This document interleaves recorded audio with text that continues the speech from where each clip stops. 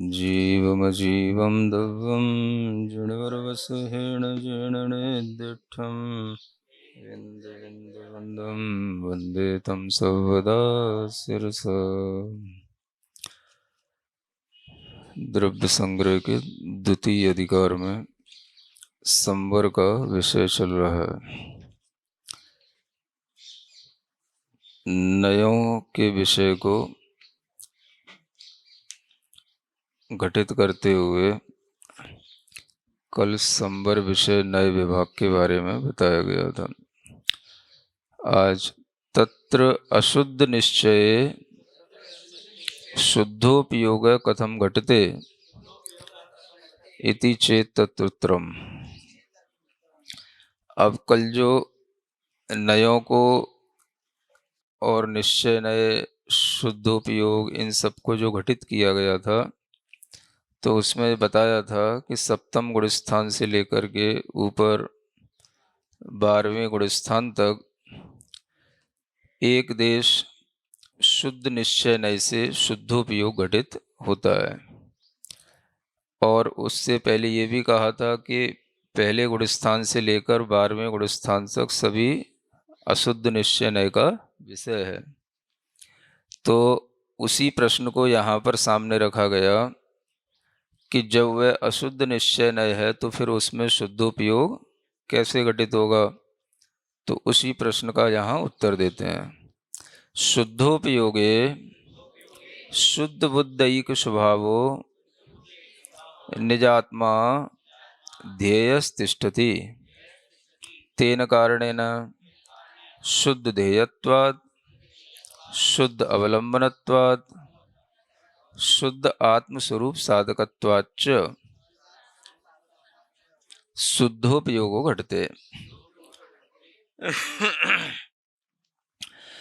कहते हैं कि शुद्धोपयोग में शुद्ध बुद्ध एक स्वभाव वाला जो निज आत्मा है, ये ध्येय रूप से रहता है ना। शुद्धोपयोग में अपनी आत्मा को ध्येय बनाया जाता है। तो शुभोपयोग शुद्धोपयोग में यही अंतर होता है कि शुभोपयोग में तो पर आत्मा को भी ध्येय बनाया जाता है। पंच परमेष्ठी की शुद्ध आत्मा का भी चिंतन करना ये शुभोपयोग है। और शुद्धोपयोग में अपनी निज आत्मा के शुद्ध बुद्ध एक स्वभाव को ध्येय बनाया जाता है। उसी को ध्यान के योग्य बना करके उसी का ध्यान किया जाता है। तो ये शुद्धोपयोग में जब घटित होता है तो उसके लिए कहते हैं कि वहाँ पर 3 कारण बन जाते हैं, जिस कारण से उसे हमने शुद्धोपयोग कहा है। 3 हेतुओं से वह सप्तम आदि गुण स्थान में शुद्धोपयोग घटित हो जाता है। तो पहला हेतु है शुद्ध ध्येयत्वात्, यानी वहाँ पर ध्येय जो होता है वो शुद्ध होता है। ध्येय में अपनी निज शुद्ध आत्मा ही ध्येय है और उसके भी केवल शुद्ध स्वभाव का ही आलंबन है। तो वह शुद्ध जो ध्येय होने से उसको शुद्धोपयोग कहा जाता है। एक हेतु तो ये है। दूसरा, वहाँ पर हम शुद्ध अवलंबनत्वात्, शुद्ध का ही अवलंबन लेते हैं, यानी आत्मा के शुद्ध स्वभाव का, शुद्ध गुणों का, शुद्ध द्रव्य का, शुद्ध नय का, शुद्ध का ही अवलंबन लिया जाता है। इसलिए भी उसको शुद्धोपयोग कहा गया। और शुद्धात्म स्वरूप साधकत्वात्, तीसरा हेतु बनता है कि वह शुद्ध आत्मा के स्वरूप का साधक होता है। इस तरह से जो ध्यान आदि किया जाता है, जो अवलंबन लिया जाता है, इसी से आत्मा शुद्ध होती है। तो शुद्ध आत्म स्वरूप का यह साधक होता है। इन 3 हेतुओं से वह शुद्धोपयोग वहाँ पर घटित होता है, ऐसा जानना चाहिए, है ना। हाँ, तो वो एक देश शुद्ध निश्चय इसीलिए हो गया क्योंकि अभी वो पूरा शुद्ध नहीं हुआ। तो उसने शुद्ध को ध्येय बनाया, शुद्ध का अवलंबन लिया और शुद्ध स्वरूप का वह साधक बन गया। इसलिए वह शुद्धोपयोग कहलाता है। तो ये कंडीशन शुद्धोपयोग की ध्यान में रखनी चाहिए। शुद्धोपयोग में क्या होता है, शुद्धोपयोग कब होता है, इस तरह की कंडीशन के साथ में ही यह शुद्धोपयोग की परिणति घटित होती है। सच संवर शब्द वाच्य शुद्धोपयोग, यह जो शुद्धोपयोग होता है इसी को संवर शब्द से कहा जाता है। आपने कई बार सुना होगा संवर पूर्वक निर्जरा होना।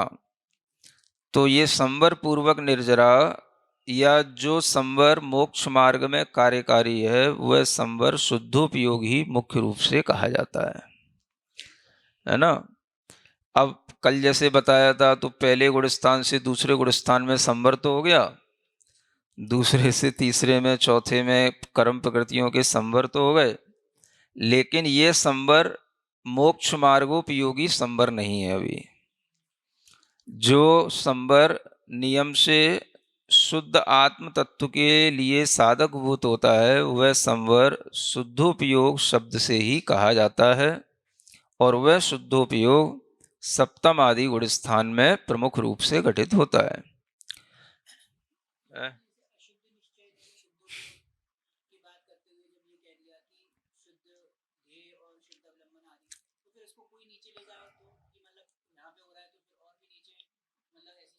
और नीचे वो इसलिए नहीं होगा क्योंकि वहाँ पर वह शुद्ध ध्येय, शुद्ध अवलंबन, ये सब वह करने में सक्षम नहीं होता। और शुद्धोपयोग जहाँ से बताया गया है जिन गुण स्थानों में, तो वो उन्हीं गुण स्थानों में घटित होगा, है ना। जिन गुण स्थानों में उसकी व्याप्ति या उसका घटित होना बताया गया है वो उन्हीं स्थानों में जानना। तो उससे पहले वो शुभोपयोग के गुण स्थान है, अशुभोपयोग के गुण स्थान है, शुद्धोपयोग तो सप्तम गुण स्थान से ही कहा गया है, तो वो नीचे घटित इसलिए नहीं होगा। तो शुद्ध का अगर वो ध्येय भी बना लेगा, नीचे शुद्ध का आलंबन भी लेने की कोशिश करेगा, तो भी वो उसके लिए एक शुभोपयोग की परिणति तो बन जाएगी। हाँ, वह शुद्ध का आलंबन लेते हुए भी वो शुभोपयोग ही उसके लिए बनेगा, क्योंकि वो उसमें उस तरह से एकाग्र नहीं हो पाएगा जो अप्रमत्त आदि गुण स्थान में होता है। तो उसके लिए वह एक चिंतनात्मक भावनात्मक स्थिति बनी रहती है, इसलिए वह शुभ भाव में ही गिना जाता है। तो संवर शब्द का जो वाच्य शुद्धोपयोग है वो यहाँ पर इस रूप में बताया गया। संसार कारणभूत मिथ्यात्व रागादि अशुद्ध पर्यायवत अशुद्धो न भवति। अब ये जो शुद्धोपयोग है यह संसार के कारणभूत जैसे मिथ्यात्व रागादि जो अशुद्ध पर्याय हैं इनकी तरह ये अशुद्ध नहीं है ना।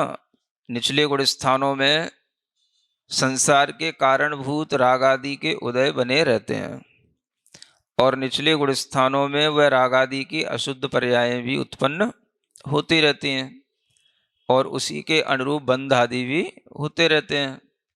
तो जब ये ध्यान में होता है अप्रमत्त आदि गुण स्थानों में, तो वहाँ पर भी जो भी संजुलन की रागादि की परिणति होगी वो होगी तो, लेकिन वह परिणति निचले गुण स्थान की तरह अशुद्ध पर्याय रूप नहीं है।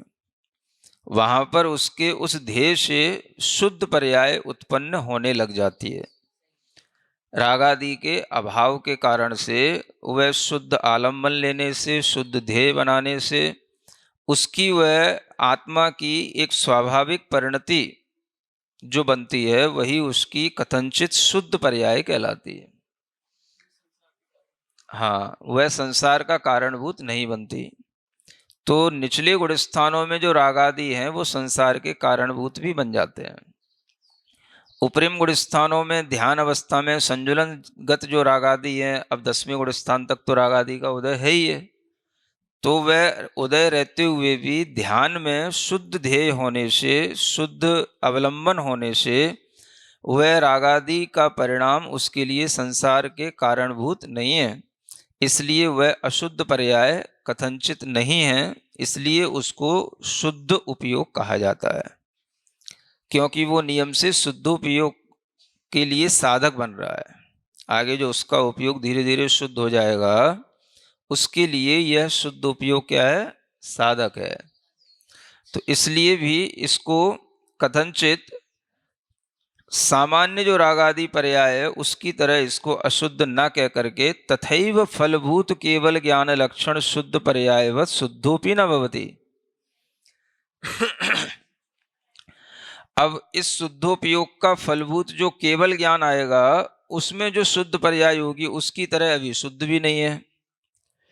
जो सप्तम आदि 12वें गुण स्थान तक का शुद्धोपयोग है, ना तो ये नीचे के मिथ्यात्व राग आदि की तरह अशुद्ध है और ना ही जो केवल ज्ञान आदि उत्पन्न होगा उस समय जो शुद्ध पर्याय होगी उसकी तरह शुद्ध है। ये बीच की अवस्था है ना। तो किंतु ताभ्याम अशुद्ध शुद्ध पर्यायाभ्याम विलक्षणम शुद्धात्मानुभूति रूप निश्चय रत्नत्रयात्मकम मोक्ष कारणम एक देश व्यक्ति रूपम एक देश निरावरणम च तृतीयम अवस्थान्तरम भंडते। तो इसलिए इस अवस्था को एक तरह से ना तो हम पूर्ण रूप से शुद्ध कह सकते हैं, ना हम पूर्ण रूप से अशुद्ध कह सकते हैं। तो ये अशुद्ध और शुद्ध जो दोनों तरह की पर्याय हैं उनसे ये विलक्षण है, विपरीत है, भिन्न है, अलग है। 7वें से लेके 12वें गुण स्थान तक की जो शुद्धोपयोग की परिणति है वह पहले से लेके 6वें गुण स्थान की तरह भी नहीं है और आगे 13वें 14वें गुण स्थान की तरह भी शुद्ध नहीं है। तो वह बीच की परिणति जो है वो दोनों पर्यायों से विलक्षण है। और कैसी है वो? शुद्धात्मा की अनुभूति रूप निश्चय रत्नत्रयात्मक है। इसको बोलते हैं निश्चय रत्नत्रयात्मक परिणति। निश्चय रत्नत्रय कहाँ होगा? तो इसी सप्तम आदि से लेकर 12वें गुण स्थान तक की जो परिणति है ये निश्चय रत्नत्रय की परिणति है ना। इससे पहले 6वें का गुण स्थान में व्यवहार रत्नत्रय की परिणति है। तो ये जो निश्चय रत्नत्रय की परिणति होती है यही शुद्धात्मा की अनुभूति रूप परिणति कहलाती है। इसी को शुद्धात्मा की अनुभूति कहते हैं। तो अभी उसकी आत्मा शुद्ध हुई नहीं है लेकिन नियम से शुद्ध होगी। इस तरह की उसे जो अभी अनुभूति हो रही है ध्यान अवस्था में उसको भी शुद्धात्मा की अनुभूति कहा जाता है। तो इसी को आत्मानुभूति कहते हैं, इसी को स्वानुभव कहते हैं, इसी को शुद्धात्म अनुभव कहते हैं। ये जितनी भी बातें आप समय सार पढ़ करके पढ़ते रहते हैं और सुनते रहते हैं और सुनाते रहते हैं, ये सप्तम गुण स्थान से 12वें गुण स्थान तक के बीच में जो होता है उसकी कहानी है। और आप अभी पहले गुण स्थान में बैठे हैं और सप्तम गुण स्थान की कहानी गाते रहते हैं, है ना। हाँ, हम क्यों कहें कि आप चौथे गुण स्थान में बैठे हैं? हम तो यही मानते हैं आप तो पहले गुण स्थान में बैठे हैं। हाँ, पहले आप अपना गुण स्थान सिद्ध तो करो हमारे सामने, तब तो हम बोलें कि आप चौथे गुण स्थान के योग्य हो। हाँ, अब थोड़ा हमें भी टेढ़ा बनना पड़ेगा। तुम लोग इतने बिगड़ गए हो कि थोड़ी बिगड़ी भाषा हमें भी बोलनी पड़ेगी। हाँ, तो तुम्हारा गुण स्थान पहला है, समझ आ रहा है? मैं ये मान के चलता हूँ, ना तो तुमको गुरु का श्रद्धान है, ना तुम्हें कोई देशना लब्धि हुई, ना तुम्हें कोई तत्व का श्रद्धान है, बातें कर रहे हो बस केवल। तो पहले गुण स्थान में बैठ करके तुम शुद्धोपयोग की पढ़ाई पढ़ रहे हो। ये वो पढ़ाई है जिसकी अनुभूति सप्तम गुण स्थान से लेकर 12वें गुण स्थान में ध्यानस्थ मुनि महाराजों को होती है। तो अब उस समय की अनुभूति को आप अपने मन में गाए जाओ, ये सम्यक दर्शन, निश्चय सम्यक दर्शन ऐसा होता है। शुद्धात्मा की अनुभूति जब तक नहीं होती तब तक निश्चय सम्यक दर्शन नहीं होता। निश्चय सम्यक दर्शन जब तक नहीं होता तब तक चारित्र ज्ञान सब व्यर्थ हैं। ये सब जो उल्टी पढ़ाई आप पढ़ते रहते हो ये सब आपके अपने घर की पढ़ाई है ना। अपना मंदिर बंद कर लिया, अपनी टेबल लगा ली, अपना ग्रंथ खोल के बैठ गए और अपनी पंडिताई शुरू। तो आजकल ये सब ऑनलाइन भी होने लगा है, तो अब किसी को कौन मना करे। तो इस तरह की जो ये पंडिताइयाँ चल रही हैं, ये सब धर्म विरुद्ध हैं, ये शास्त्र विरुद्ध हैं। जो व्यवहार सम्यक दर्शन भी अभी नहीं है, वो अपने लिए निश्चय सम्यक दर्शन घटित करते हैं। और वो इसलिए क्योंकि निश्चय सम्यक दर्शन में ही शुद्धात्मा की अनुभूति होती है। शुद्धात्मा की अनुभूति के बिना तो सम्यक दर्शन नहीं है, और जब तक सम्यक दर्शन नहीं है तो काय का सम्यक ज्ञान और काय का सम्यक चारित्र, सो दूसरों की निंदा करने बैठ जाते हैं, है ना। इस तरह के जो विपरीत परिणति के लोग पैदा हो रहे हैं, ये इस पंचम काल की हुंडा अवसर्पणी काल का दोष है ना। हाँ, जो विपरीत परिणति के ऐसे लोग दिखाई दे रहे हैं कि अपने ही ग्रंथ, अपने ही मंदिर, अपने ही शास्त्र, अपने ही गुरुओं के वाणियाँ, और उसी में से विपरीतता निकाल करके अपना एक अलग आलाप आप रहे हैं, है ना, अपना अलग स्वर आलाप रहे हैं तो जो निश्चय रत्नत्रय जहाँ होना है वो सप्तम गुण स्थान में होना है, यहाँ लिखा निश्चय रत्नत्रयात्मक। तो जब निश्चय सम्यक दर्शन होगा तभी निश्चय चारित्र होगा, वही निश्चय रत्नत्रय कहलाएगा, वहीं पे शुद्धात्मा की अनुभूति होगी। वो अनुभूति का गुणस्थान सप्तम आदि अष्टम आदि वो गुणस्थान है, और उनकी चर्चा हम करने बैठे हैं अपने लिए कि हम सम्यक दृष्टि हो गए, हम निश्चय सम्यक दर्शन के बिना तो व्यवहार ही मिथ्या है। जब निश्चय सम्यक दर्शन नहीं हुआ तो तुमको फिर हुआ ही क्या, व्यवहार का तो क्या भरोसा है, व्यवहार तो झूठा ही होता है। व्यवहारो अभूतत्तो, समय सार में लिखा हुआ है, व्यवहार तो अभूतार्थ होता है। तो ऐसे करके पंडिताई, है ना, शुरू हो जाती है। तो ये सब पंडिताई मतलब कि अपने ही धर्म पर कुठाराघात करने वाली पंडिताई है ना। हाँ, मतलब अपना ही विनाश कर रहे हैं, अपने ही दिगंबर संप्रदाय का विच्छेद कर रहे हैं, अपने ही धर्म पर कुल्हाड़ी मार रहे हैं, अपने ही मिथ्या ज्ञान से अपने ही लोगों को आधे इधर आधे उधर करके भटका रहे हैं। तो ये सब जो है परंपराएं जिस तरह से चल पड़ी हैं, वो सब ये पंडितों की, घर बैठे गृहस्थों की, समय सार वाली वाचना करने वाले पंडितों की, ये सब पंडिताई सारा उल्टा परोस रही है ना। तो सुविधा ही है, जब निश्चय रत्नत्रय आपको घर बैठे हवा खाते हुए हो रहा है, तो फिर आपको फिर अब व्यवहार रत्नत्रय के पालन की जरूरत ही क्या बची, जब निश्चय रत्नत्रय, है ना, आहा आहा ऊ करते हुए हो रहा है तो फिर अब करने की और कुछ जरूरत ही क्या है आपको। तो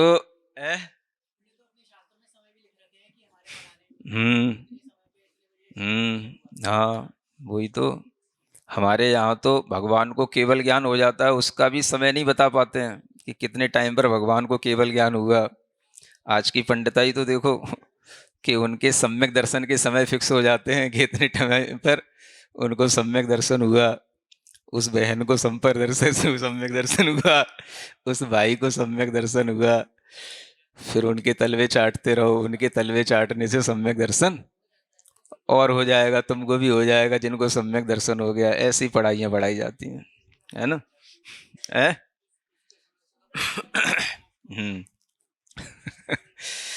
चल रहा है सब, दुनिया है, लोकतंत्र इसी का नाम है, जो चलाओगे सब चलेगा, कौन किसका विरोध करे, है ना। अपन विरोध करेंगे तो हो सकता है हमारे ही ऊपर लोग आपत्ति लेने लग जाते हैं ना, महाराज आप विघटन कर रहे हो, आप ऐसी भाषा क्यों बोल रहे हो। हाँ, तो वो लोग हमारे ऊपर आपत्ति करेंगे, जो विघटन कर रहे हैं उनके ऊपर आपत्ति नहीं आएगी, वो आपत्ति हमारे ऊपर आने लग जाती है ना। तो आप ऐसी भाषा बोल करके आप लोगों में विघटन उत्पन्न कर रहे हो, आपको ऐसी वाणी नहीं बोलनी चाहिए, आपको अपनी भाषा समिति का ख्याल रखना चाहिए फिर लोग हमें समझाने लग जाते हैं। तो कहने का मतलब यही है कि जो शुद्धात्मा की अनुभूति रूप निश्चय रत्नत्रयात्मक है, कितना स्पष्ट लिखा है, निश्चय रत्नत्रयात्मक कैसा होता है, शुद्धात्मा की अनुभूति रूप होता है। वह शुद्धात्मा की अनुभूति दोनों तरह की पर्यायों से विलक्षण है, न वो अभी 13वें गुणस्थान की तरह शुद्ध है और न ही वह पंचम छठवें गुणस्थान की तरह अशुद्ध है।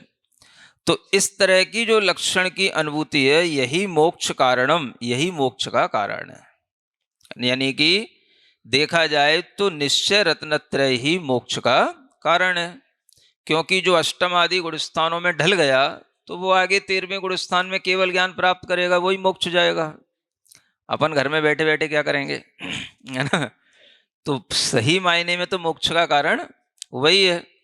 तो इसलिए यहां पर कहा निश्चय रत्नत्रय ही मोक्ष का कारण होता है।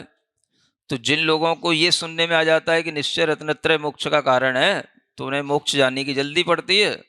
तो फिर वो निश्चय रत्नत्रय कैसे हो, तो शुद्धात्मा की अनुभूति से होगा, ये लिखा है। तो फिर शुद्धात्मा की अनुभूति करो और कुछ काम मत करो। तो फिर व्यवहार रत्नत्रय उसकी क्या जरूरत है भाई, जब निश्चय रत्नत्रय ही मोक्ष का कारण है तो फिर व्यवहार रत्नत्रय तो करना ही क्यों। तो इसलिए न देवशास्त्र गुरु की श्रद्धा की जरूरत है, न कुछ और जरूरत है, बस शुद्धात्मा की अनुभूति, आत्मा की अनुभूति, आत्मा की अनुभूति, वही सम्यक दर्शन है। तो ये बातें यहां से निकल के जाती हैं, है ना। तो इस तरह की जो उल्टी धारा बह रही है, ये धारा इस तरह के उल्टे ज्ञान के परोसने के कारण से ही चल रही है। ऐसी ये उल्टी धारा, अब उल्टी को उल्टी ना बताओ, है ना, तो सीधा भी आदमी सीधा कैसे रहेगा है? जो उल्टा हो गया वो तो हो ही गया। अब सीधा उल्टा ना हो जाए, इसलिए उल्टे उल्टा क्या है और सीधा क्या है तो एक बार तो बताना तो पड़ेगा ही ना, है।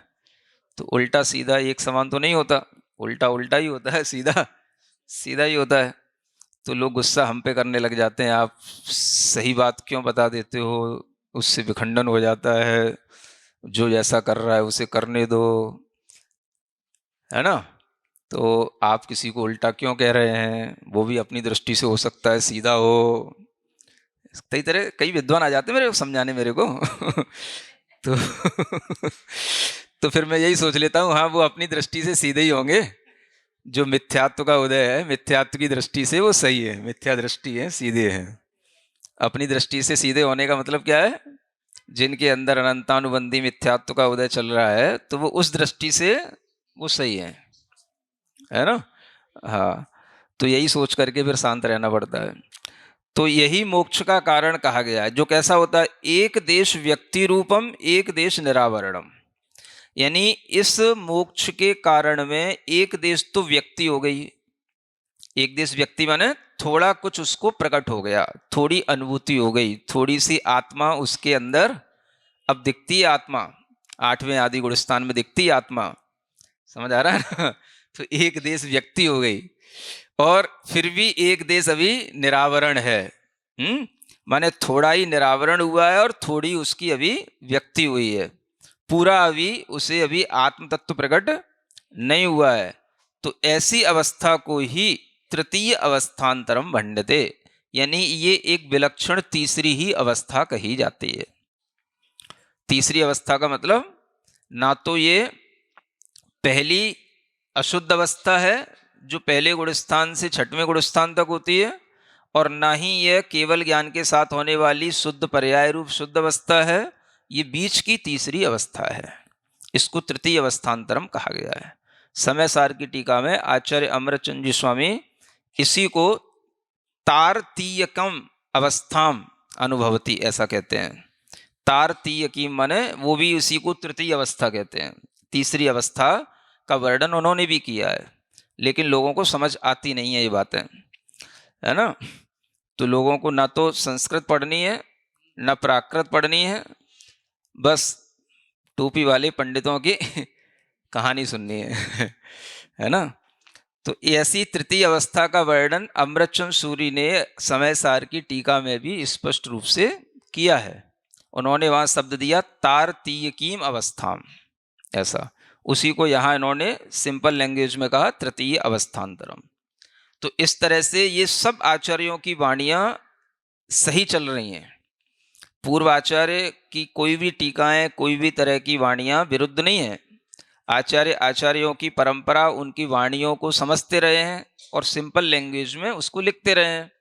तो समय सार की लैंग्वेज थोड़ी सी क्लिष्ट हो जाती है, टीका की, अमृतचंद सूरी की ये लैंग्वेज थोड़ी सिंपल होती है, लेकिन भाव सिंपल लैंग्वेज में भी रखना अपने आप में उसी परंपरा के अनुरूप जब होता है तो ये चीज़ें सब प्रमाणिक मानी जाती हैं। तो ये टीकाएं, उन्हीं सब टीकाओं का भी अध्ययन करने के बाद ये आचार्यों ने सरलता से लिखी हैं, जो सबकी समझ में आ पाए। इतना अधिक स्पष्टीकरण समय सार में शुद्धोपयोग का पूरा समय सार पढ़ने पर भी नहीं होता, जो यहाँ पर इन लाइनों में लिखा गया है। ये स्पष्टीकरण केवल जयसेन महाराज की टीका में मिलता है, इधर ये ब्रह्मदेव सूरी की टीका में मिलता है, और बाकी अमृतचंद जी महाराज तो एक अलग ही लेवल के हैं, वो बिल्कुल अलग ही भाषा बोलते हैं। वो बीच की अवस्था का वर्णन भी जो है बहुत कम, ना के बराबर किए हैं, और स्पष्टता तो उनकी भाषा में है ही सी नहीं है, तो इसलिए जो है लोग भ्रमित हुए हैं। तो ये सब सच्चाइयाँ जब तक हम नहीं समझेंगे तब तक हम इसी तरह से बंटवारे करते रहेंगे मंदिरों के भी और भगवानों के भी और गुरुओं के भी। कश्यदाह, अभी और प्रश्न चल रहे हैं। केवल ज्ञानम सकल निरावरणम शुद्धम तस्य कारणेनपि सकल निरावरणेन शुद्धेन भाव्यम उपादान कारण सदृशम कार्यम भवति इति वचनात्। देखिए, सब तरह के प्रश्न आचार्यों के समक्ष रहते हैं, और वह भी हर प्रश्न को अपने इस तरह की सरलता से करने वाली टीकाओं में निबद्ध करते हैं, ताकि हर विषय का स्पष्टीकरण श्रोताओं को हो सके। तो श्रोताओं को थोड़ा पढ़ने की भी, एक शास्त्रों को पढ़ने की भी एक बुद्धि होनी चाहिए, है ना। इससे सरल संस्कृत कोई नहीं हो सकती दुनिया में, कोई भी पुस्तक में इससे सरल संस्कृत नहीं हो सकती है। ये दो ही आचार्य हुए जिन्होंने इतनी सरल संस्कृत लिखी है, एक ये ब्रह्मदेव सूरी की टीका है, और एक आचार्य जयसेन महाराज की टीका है। समझ आ रहा है? इसके अलावा इतनी संस्कृत की सरल टीकाएं करने वाले कोई आचार्य नहीं हुए तो एक एक लाइन पढ़ते हुए भी आपको जैसा लगे जैसे हिंदी पढ़ रहे हैं। तो कोई प्रश्न करता है, केवल ज्ञान तो सकल निरावरण होता है ना, शुद्ध होता है, ये तो आप बता ही चुके हैं। जो पूर्ण है, आवरण से रहित है, शुद्ध है, उसको केवल ज्ञान कहते हैं। अब उस केवल ज्ञान की प्राप्ति करना है, तो उसकी प्राप्ति करने का जो कारण है वो भी वैसा ही होना चाहिए। जैसा कारण होता है वैसा ही कार्य होता है। आप कई बार हमें समझा चुके हैं, उपादान कारण के सदृश ही कार्य होता है। तो उसका उपादान कारण भी शुद्ध होना चाहिए, सकल निरावरण वो भी होना चाहिए। अगर केवल ज्ञान सकल और निरावरण है तो उसका कारण भी सकल और निरावरण होना चाहिए। तो भाई पहले ही से निरावरण हो जाएगा तो फिर कारण कार्य की व्यवस्था कैसे घटेगी? एक सिंपल सी बात है, लेकिन फिर भी प्रश्न पूछने वाला प्रश्न पूछता है, जैसा उपादान होगा वैसा ही कार्य होगा। तो ये भी एक नियम है, उपादान कारण के सदृश कार्य होता है। तो उपादान कारण अगर अशुद्ध है, तृतीय अवस्था में है, तो उसका कार्य शुद्ध केवल ज्ञान आदि रूप शुद्ध पर्याय के रूप में कैसे हो सकता है? अशुद्ध पर्याय से शुद्ध पर्याय कैसे उत्पन्न हो सकती है ना? ये भी एक प्रश्न उठाते हैं कई पंडित महोदय, अशुद्ध पर्याय से शुद्ध पर्याय कैसे उत्पन्न होगी? जब आप उसको अशुद्ध कहेंगे तो उससे फिर शुद्ध केवल ज्ञान कैसे उत्पन्न होगा? शुद्ध से ही शुद्ध उत्पन्न होगा। तो इसलिए उसको आपको शुद्ध उपयोग मानना चाहिए, शुद्ध मानना चाहिए। शुद्ध से ही शुद्ध पर्याय उत्पन्न होगी, अशुद्ध से तो अशुद्धि होगी। तो यही प्रश्न यहाँ किया जा रहा है ना। तत्रोत्तरम दीयते, उसका उत्तर देते हैं, युक्तम उक्तम भवता, तुमने जो कहा है वो तो ठीक कहा है ना, तुम्हारी बात को हम गलत नहीं कह रहे, क्योंकि जो तुमने कहा है वो तुमने शास्त्रों के उदाहरण देते हुए कहा कि उपादान कारण के सदृश कार्य होता है। तो ठीक है, थोड़ा पढ़े लिखे तो हो, सुना तो है ये तुमने कुछ ना कुछ तो जितना बोला है वो तो सही है। परम किंतु, लेकिन जहां पर जैसे ही ये किंतु परंतु आ जाता है है ना, तो फिर अपनी बात कहना शुरू हो जाती है ना। तो ये तो संभालने के लिए होता है कि सामने वाला शिष्य बिगड़े नहीं, और तुमने जो कहा है वो ठीक कहा है, उचित कहा है। अब मेरी बात सुनिए, परम किंतु क्या है फिर? उपादान कारणम अपि षोडश वर्णिका सुवर्ण कार्यस्य अधस्तन वर्णिका उपादान कारणवत। हाँ, अब देखिए उदाहरणों की अब झड़ी लगा देते हैं। पहला उदाहरण देकर के बताते हैं कि देखो उपादान कारण भी कैसे होता है। 16 वाणी का जो स्वर्ण है वो तो शुद्ध स्वर्ण है। 16 वाणी का स्वर्ण बोलते हो, 16 आना 16 वाणी, 16 वाणी का स्वर्ण कहलाता है ना। अब सब यहाँ सुनार तो कोई है ही नहीं, तो किनसे पूछे मैं। तो 16 वाणी का जो स्वर्ण होता है वो कार्य रूप होता है, यानी वो प्रकट होता है, उसको बनाया जाता है, वो क्या है, कार्य है। उसके नीचे अधस्तन वर्ण का, अब जब तक 16 वाणी का सोना नहीं बन रहा है तो 10 वाणी का, 14 वाणी का, 4 वाणी का जो सोना बनेगा वो नीचे की भूमिका में बनेगा।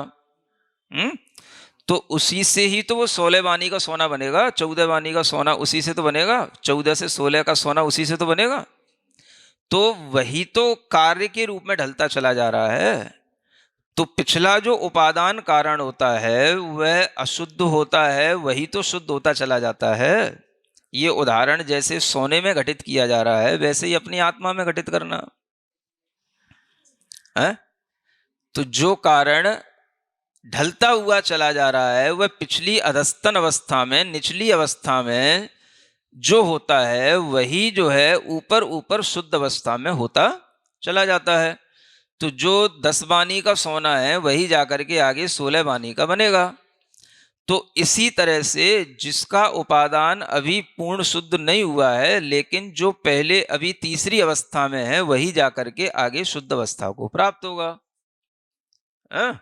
तो ये उपादान कारण इस तरह से ही कार्य करते हैं।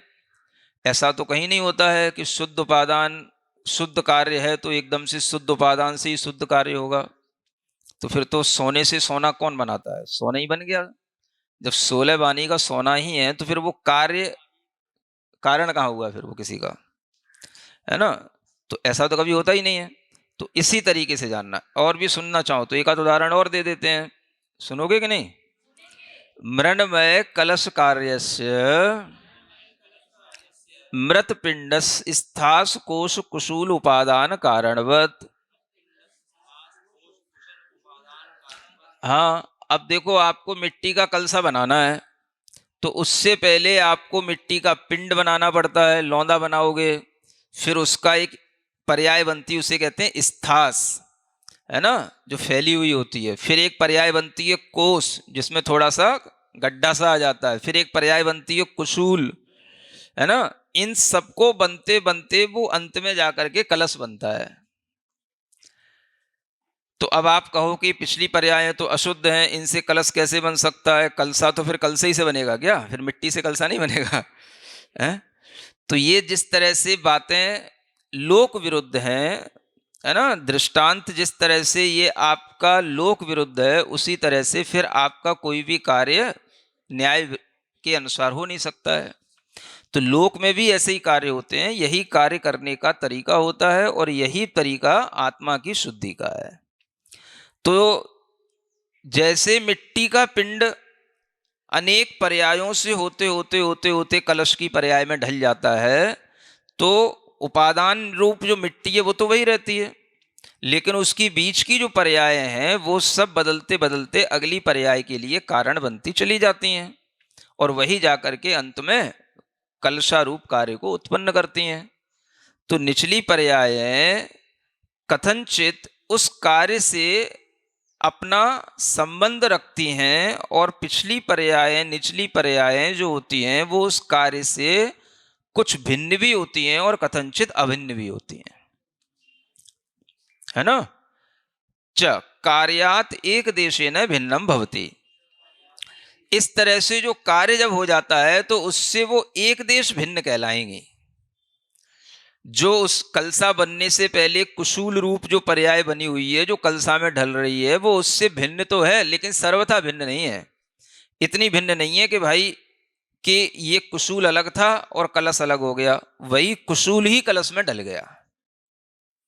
तो वही पर्याय उससे कथनचित भिन्न कहलाएगी जब उसके आकार को देखेंगे, और उसी की परिणति को देखेंगे तो वो कथनचित अभिन्न कहलाएगी, क्योंकि वही उसमें ढल गया, उसी कार्य रूप में परिणत हो गया। तो वो कथनचित अभिन्न हो गया, पिछली पर्याय से वो कथनचित भिन्न हो गया। तो आपको केवल भिन्नता ही नहीं देखनी, कथनचित अभिन्नता भी देखनी। यदि पुनः एकांतेन उपादान कारणस्य कार्येण स अभेदो भेदो वा भवति तर्हि पूर्वोक्त सुवर्ण मृत्तिका दृष्टांत द्वयवत कार्य कारण भावो न घटते। अब देखिए, अगर आप एकांत मानेंगे कि जो उपादान कारण का कार्य जो होता है उस उपादान कारण में और कार्य में एकांत रूप से अभेद ही होता है तो भी बात नहीं बनेगी, और एकांत रूप से भेद ही होता है, भिन्नता ही होती है, तो भी बात नहीं बनेगी। आपको अनेकांत के साथ चलना पड़ेगा। तो उपादान कारण अगर अपने कार्य से एकांत रूप से अभेद रखेगा तो फिर कारण कार्य की व्यवस्था ही नहीं होगी, क्योंकि वो अभेद हो गया, अभिन्न हो गया, तो वो जैसा ही पहले था वैसे ही बाद में रहेगा। और अगर एकांत रूप से भिन्न हो गया तो फिर भिन्न अगर एकांत रूप से हो गया तो भिन्न कारण से भिन्न कार्य की उत्पत्ति नहीं हो सकती, है ना। तो आपको कथनचित मानना पड़ेगा। कथनचित वह मिट्टी का लौंदा, स्थास, कुशूल आदि पर्याय उस कलसे से भिन्न है, और कथनचित यह वही हैं क्योंकि यही अभेद रूप में परिणत हो गई हैं। कथनचित वो अभिन्न है। अगर आपने एकांत रूप से दोनों को भिन्न भिन्न मान लिया तो फिर उससे वह उत्पन्न नहीं हो सकता, और एकांत रूप से अभिन्न हो गया तो भी वो उससे उत्पन्न नहीं हुआ, क्योंकि वो उसमें से निकला ही नहीं, वो तो पहले से ही उसमें था, वो अभेद ही था। तो इस तरह से एकांत में तो कुछ घटित नहीं होगा, अनेकांत सामने रखोगे तो सब घटित होगा। इसी तरह के ये उदाहरण आपको दिए, एक सोने का और एक मिट्टी का। ये दोनों जो है उदाहरण आपके लिए कारण कार्य भाव बताने वाले हैं, और कारण कार्य इसी तरह से घटित होते हैं, मिट्टी में भी, सोने में भी, और इसी तरह से आत्मा में भी। अन्य किसी तरह से कोई कारण कार्य की परंपरा नहीं बनती। तो जैसे कारण कार्य में कथनचित भिन्नता और कथनचित अभिन्नता होती है, ऐसे ही शुद्ध आत्मा से पहले जो शुद्धोपयोग चल रहा है वह ही शुद्धोपयोग शुद्ध कार्य के रूप में ढलेगा, तो उससे उसकी कथनचित हम भिन्नता भी कहेंगे और कथनचित अभिन्नता भी कहेंगे, क्योंकि वही उसके रूप में परिणत हुआ है। इस तरह से इन दो दृष्टांतों से ये समझना कि उपादान कारण के सदृश कार्य होता है, इसमें भी अनेकांत वचन है, ये भी एकांत से नहीं है। अगर ये एकांत मान लेंगे तो जिसका उपादान अशुद्ध है तो फिर उससे अशुद्ध ही कार्य होता रहेगा। तो जो संसारी आत्मा है फिर तो संसारी बना रहेगा, फिर तो वो कभी शुद्ध हो ही नहीं सकता, मुक्त हो ही नहीं सकता। अगर यही एकांत इसका मान लिया जाए कि उपादान कारण के ही सदृश कार्य होता है ना।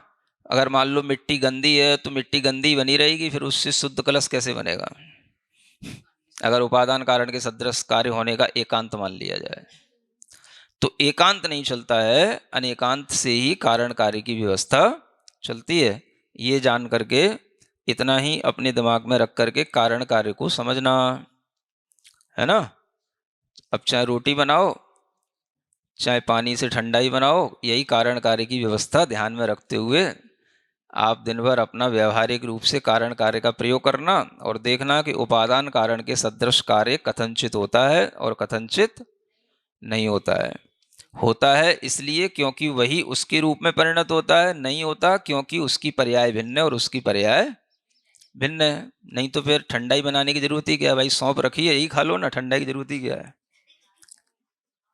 जब सौंफ ही का घोंट घोंट के पानी बना करके ही अगर ठंडाई बननी है और उससे उसकी पर्याय भिन्न होनी नहीं है, तो फिर सौंफ ही खा लो ना, ठंडाई पीने की जरूरत, ठंडाई अलग से बनाने की मेहनत क्यों की जाए फिर, बोलो तो है। हाँ, ये रखी सौंफ, ये रखा बूरा, ये रखी काली मिर्च, ये रखी बादाम, मुंह में मिला लो और पानी पी लो, मुझे परेशान मत करो, घंटा भर तुम्हारे लिए ठंडा ही बनाऊं तब तुम ठंडा ही पियोगे। हाँ हाँ, अब रोटी बनाने के लिए घंटा भर मुझे मेहनत मत करवाओ। ये रखा आटा, ये रखा पानी, ये रखी आग, चाहे इसको मुंह में डाल लो चाहे पेट में डाल लो, मुझे मतलब नहीं है। हाँ, जब उससे भिन्न कुछ होता ही नहीं है, उपादान कारण के सदृश ही कार्य होना है, तो फिर मिला मिलू के भी तुम नया क्या बना लोगे, उसके ही सदृश होना है। वो पहले से ही जैसी है आटा वैसी आटा बाद में बना रहेगा, फर्क क्या पड़ेगा।